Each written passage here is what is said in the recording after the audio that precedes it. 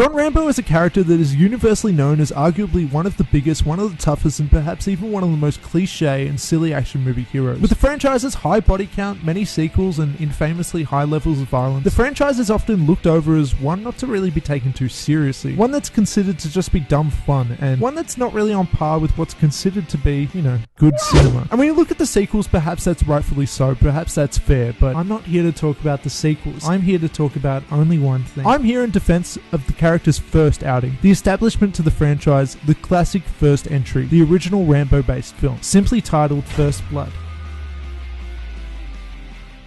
So I remember when I watched Rambo for the first time, and funnily enough, I went in with the expectation of getting something that the film never actually was. I was expecting something more akin to Commando, or maybe even an older version of something like Fast and the Furious. But surprisingly, I got something else entirely, something far better. But I think that that's interesting though. Why did I have those initial expectations embedded into me in the first place? What gave me the impression that First Blood was going to be a heartless thrill ride? Possibly it's the infamous Mandela effect. Perhaps it's due to the later film's reputations running that of the first, or maybe just because of the genre. First Blood is one of those films that always gets falsely remembered and criticized. It's a film that is often looked down upon as being stupid, as being a brainless action film with only but blood and bullets in mind. But the thing is that that's not what kind of film First Blood is. First Blood isn't all about glorifying the actions of dangerous men. It isn't about one-note characters shooting each other, and it isn't a film primarily based on fun and cool set pieces. First Blood is something else, something that is actually pretty special. Something that makes it worthy of being a classic despite its kind of false reputation. So let's discuss what makes First Blood different to how we might remember it. So first things first, the one thing that is often mentioned about Rambo is that it's strongly violent, disgustingly violent. It makes light of death and gun use and killing. Well, let me be the first to say that that is just A-grade crap. Unlike its sequels, First Blood is really not all that violent. I mean, it's not like violence is an aspect that's entirely missing from the film. It's there,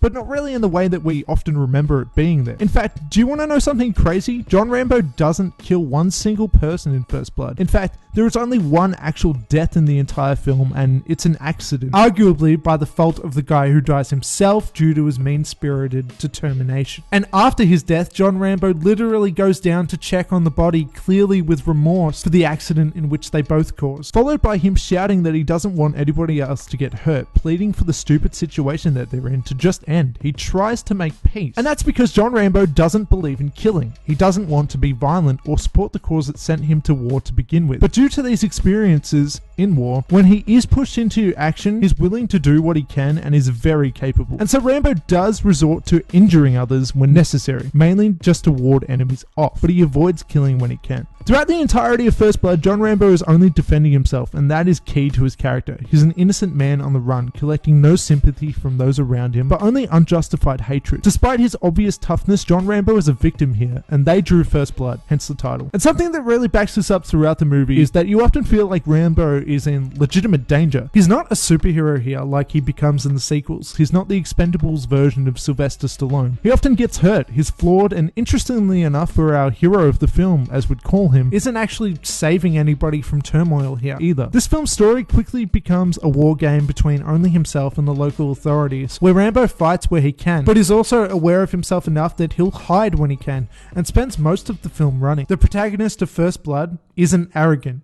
He's scared. But here Rambo proves himself, and despite this fear and frustration in terms of how the world views him and how they treat him, Rambo is still undeniably capable. And this isn't just thanks to his strength or finesse. John Rambo is intelligent, not in a super spy way where he knows everything about everyone at all times, but more so in a hunter survivalist kind of way. Rambo knows how to live practically, often using his environments for leverage. He has the know-how to build traps on the fly, aid himself with stitches in the wild, and to hide strategically and effectively. Often his victories come in form of outwitting the small town crooks on his tail, more so than by simply outgunning them. It's here where the line, "We ain't hunting him, he's hunting us," is stated.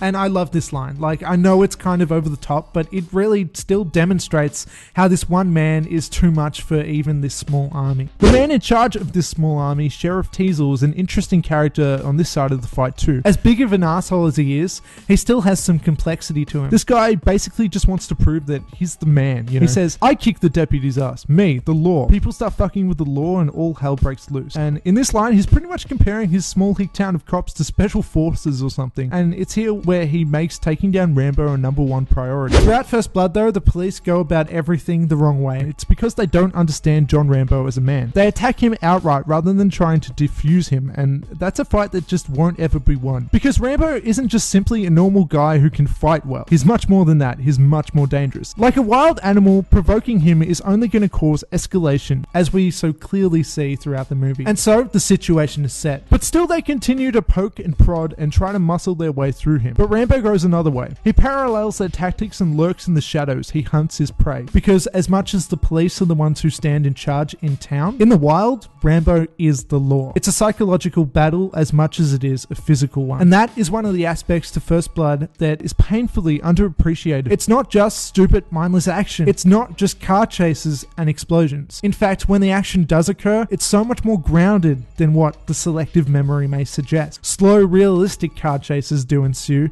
but they aren't crazy stunts. And when a car is taken out, it might just be because it was run off the road rather than being blown to smithereens like what might happen in other movies. So yes, while there is still a fair share of guns and fighting throughout First Blood, I just really have to make it clear that this movie isn't anything like its sequels. There are no tanks ramming into helicopters like in number 3 here, you know? And that's because First Blood is honestly just actually good.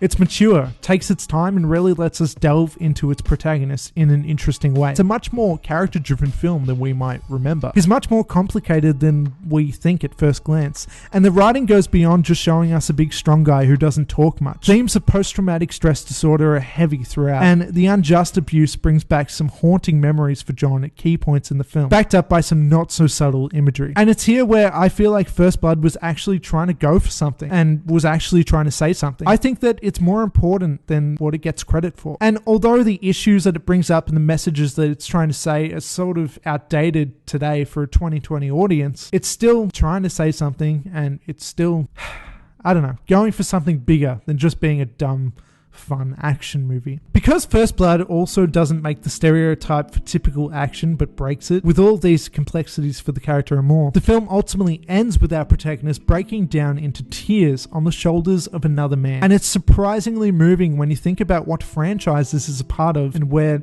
it goes from here. John Rambo is at rock bottom here. His downfall is upon him as his broken masculinity comes bursting out. I mean, what other action movie ends with its protagonist literally crying and pleading to another man? It's heartbreaking. I think that in that way, First Blood is kind of brave, especially for the time. It's here where the very best scene of the film begins, as Rambo rants and shouts about the politics of the war, the military, and the world, and men like him. This scene is legitimately phenomenal and emotional, and it's here where Sylvester Stallone as an actor actually really proves himself too. Despite being matched up against other actors like Arnold Schwarzenegger back in the day in the 80s, and despite being famous for shooting machine guns unrealistically and for not much else, this scene actually shows a surprising amount of depth and proves what good old Sly is actually capable of, you know, when he tries. Also, I just want to point out as well, he speaks clearly throughout this movie. There's this whole stereotype where he just mumbles and you can't understand anything. And you know what? I'll give you that in Rocky, but he speaks clear in this movie.